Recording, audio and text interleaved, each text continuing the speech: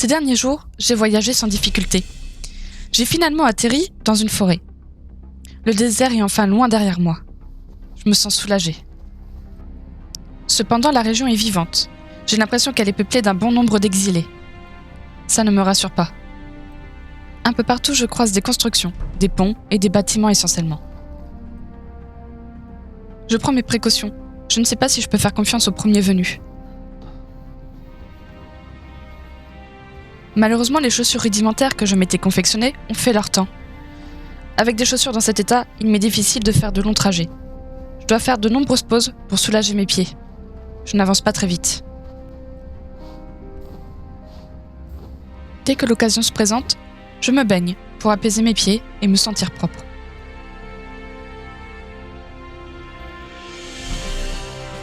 À la nuit tombée, je regagne ma tente et établis un bilan mental de ma situation.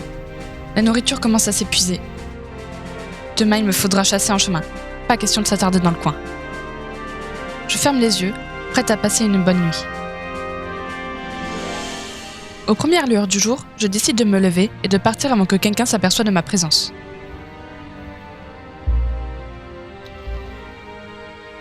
Je ne sais toujours pas où aller, donc je décide de me fier au hasard et prends une direction.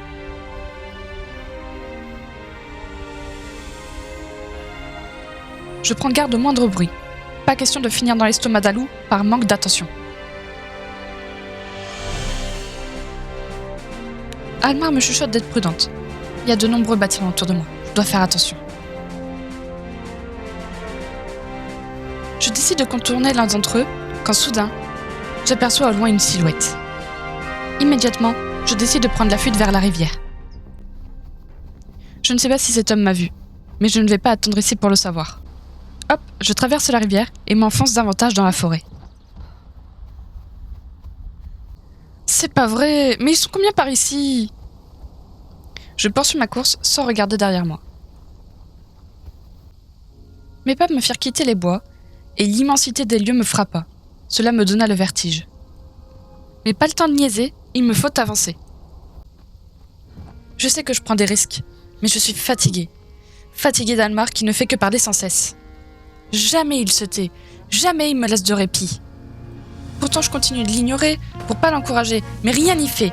Il ne s'arrête jamais. Enfin bref, j'ai fini par arriver dans une plaine. Ça a l'air si calme ici. Almar trouve cet endroit très joli lui aussi. Malheureusement, ces terres sont habitées. Moi qui espérais... Je ne sais même pas ce que j'espérais. Je décide d'observer la bâtisse. Ça ressemble à une construction nordique. Finalement, je me déplace pour trouver un autre poste d'observation. Pas question de me présenter sans savoir à qui j'ai affaire. J'ai finalement trouvé un endroit avec une meilleure vue sur le bâtiment.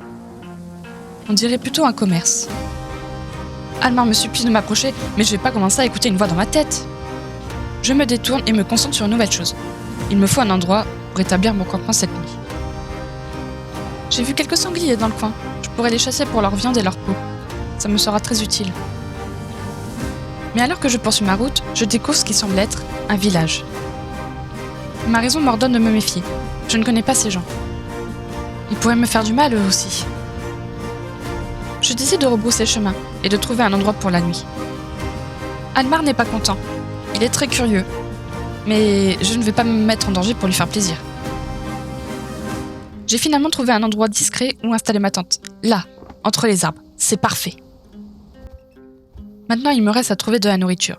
Je décide de partir à la cueillette. Le ventre plein de baies, je peux enfin aller chasser.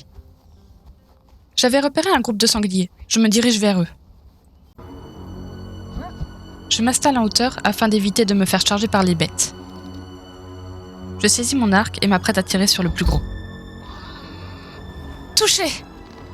Je continue de tirer encore et encore avant de me rendre à l'évidence. Je suis nulle. Je décide d'abandonner et de ne pas gaspiller mes ressources. Tant pis, on se contentera de baies pour cette fois. Après la cueillette, je retourne à mon campement. Mes pieds! Ils me font si mal. Almar n'arrête pas de chanter. Je suis tentée de lui adresser la parole. Mais je n'en fais rien. Je décide plutôt d'aller me coucher. Bonne nuit. J'en ai tellement besoin. Malheureusement, Almar n'est pas de cet avis. Il s'est mis à chanter.